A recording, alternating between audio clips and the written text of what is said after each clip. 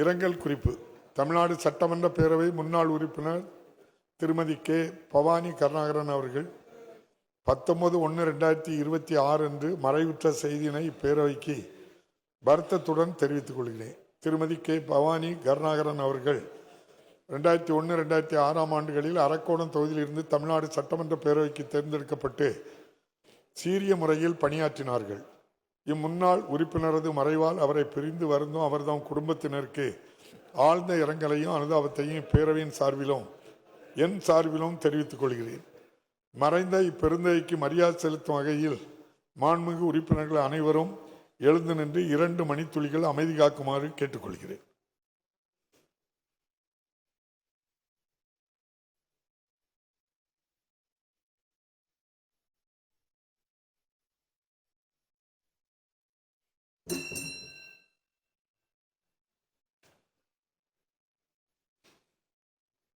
இரங்கல் தீர்மானம்.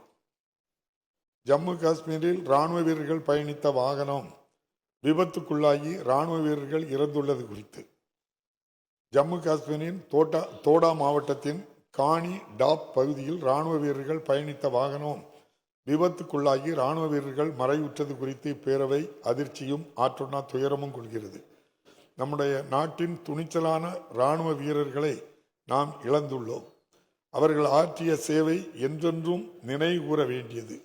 இவ்விபத்தில் காயமடைந்துள்ள இராணுவ வீரர்கள் விரைவில் குணமடைய இப்பேரவை விளைகிறது.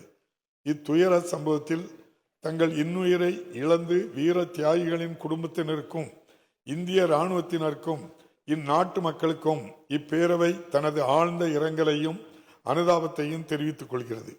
இந்த இரங்கல் தீர்மானத்தை நிறைவேற்றும் முகத்தானும் மறைந்த வீர திருமகன்களுக்கு மரியாதை செலுத்தும் வகையிலும் மாண்புமிகு உறுப்பினர்கள் அனைவரும் எழுந்து நின்று 2 மணித்துளிகள் அமைதி காக்குமாறு கேட்டுக்கொள்கிறேன்.